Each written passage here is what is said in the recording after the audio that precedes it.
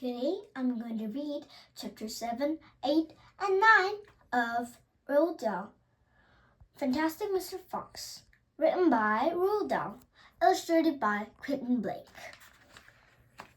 Let's start with the chapter 7. We'll never let him go. At 6 o'clock in the evening, Ben switched off the motor of his tractor and climbed down from the driver's seat. Buns did the same. Both men had had enough. They were tired and stiff from driving the tractors all day. They were also hungry. Slowly, they walked over to the small fox's hole in the bottom of the huge crater. Bean's face was purple with rage. Buns was crusting the fox with dirty words that cannot be printed. Bogus came waddling up. "Dang and blast the filthy, stinking fox!" he said. "What the heck do we do now?" "I'll tell you what we don't do," Bean said. "We don't let him go." "We'll never let him go," Buns declared. "Never, never, never!" cried Bogus. "Did you hear that, Mr. Fox?" yelled Bean, bending low and shouting down the hole. "It's not over yet, Mr. Fox. We're not going home till we've done you that as a dingbat." Word upon the three men all shook hands with one another and swore a solemn oath that would not go back to their farms until the fox was caught. "What's the next move?" said Buns. "The pot-bellied dwarf was sending you down to the hole to fetch him up," said Bean. "Down you go, you miserable magnet." "Not me!" screamed Buns, running away. Bean made a silky smile. Then his smile used so his scareless gum. "Used so more gum than teeth. There's only one thing to do," he said. "We should starve him out. We camp here day and night watching the hole. He'll come out in the end. He'll have to." So Bogus and Buns and Bean sent message down to the farms asking for tents, sleeping bags, and supper. Chapter 8. The foxes began to starve. That evening, 3 tents were put up in the crater of the hill, one for Bogus, one for Buns, and one for Bean. The tents surrounded Mr. Fox's hole, and the 3 farmers set aside their tents, eating their supper. Bogus had 3 boiled chickens smothered in dumplings, Buns had 6 donuts filled with disgusting goose liver pastes, and Bean had 2 gallons of cider. All 3 of them kept their guns beside them. Bogus picked up a steaming chicken and held it close to the fox's hole. "Can you smell this, Mr. Fox?" he shouted. "Lovely, tender chicken. Why don't you come up and get it?" The rich scent of chicken wafted down to the tunnel where the foxes were crouching. "Oh, Dad," said one of the small foxes, "couldn't we just sneak up and snatch it out of his hand?" "Don't you dare," said Mrs. Fox. "That's just what they want you to do." "But we're so hungry," they cried. "How long it will be till we got something to eat?" Their mothers didn't answer them, nor did their father. There was no answer to give. As darkness fell, Buns and Bean switched on the powerful headlamps of the 2 tractors and shone them onto the hole. So now, said Bean, "we'll take it in turn to keep watch. 1 watches while 2 sleep, and so on all through the night." Bogus said, "What if the fox digs a hole right through the hill and comes out on the other side?" "You didn't think of that one, did you?" "Of course he did," said Bean, pretending he had. "Go on, Dad. Tell us the answer," said Bogus. Bean picked something small and black out of his ear and flicked away. "How many men have you got working on your farm?" he asked.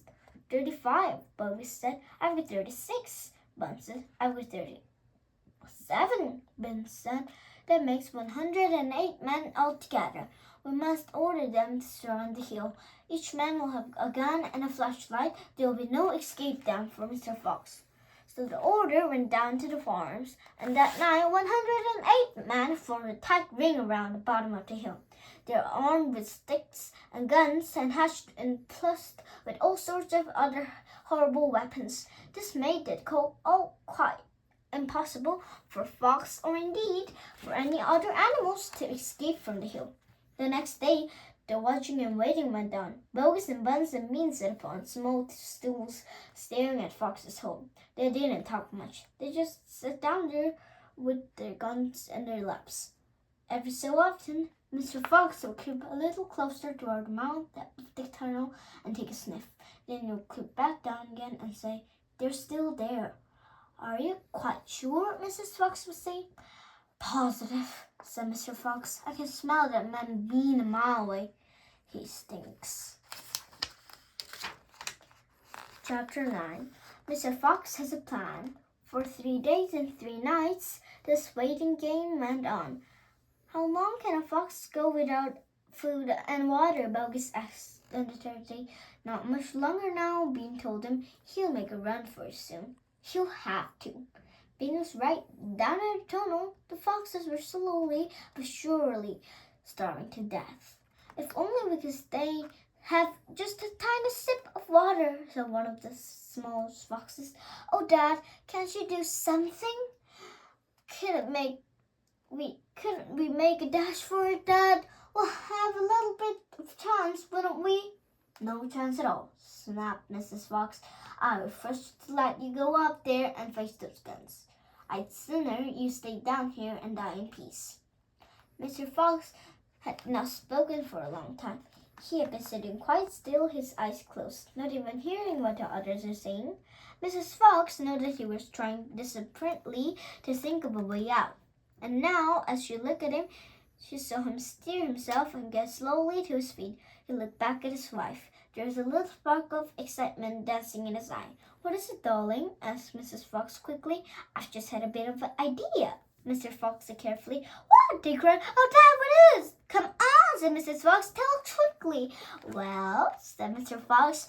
Then he stepped inside and steadily shook his head. He sat down again. "It's no good," he said. "It won't work after all." "Why not, Dad?" "Because it means more digging, and we aren't any of us strong enough for that after 3 days and nights without food." "Yes, we are, Dad," cried small foxes, jumping up and running to their fathers. "We can do it. You can see if we can't. So can you." Mr. Fox looked at 4 small foxes and he smiled. "Well, fine children I have," he said. "They're starving to death and they haven't had a drink for 3 days, but they're still undefeated. I must not let them down." I suppose we could give it a try," he said. "Let's go, Dad. Tell us what you want us to do." Slowly, Mrs. Fox got to her feet. She was sacrificing more than any of them from the lack of food and water. She was very weak. "I'm so sorry," she said, "but I don't think I'm going to be much help. You stay right there where you are, my darling," said Mr. Fox. "We can handle this by ourselves." This is for today, and be sure to tune in next week for chapters 10, 11, 12, and 14. Bye-bye.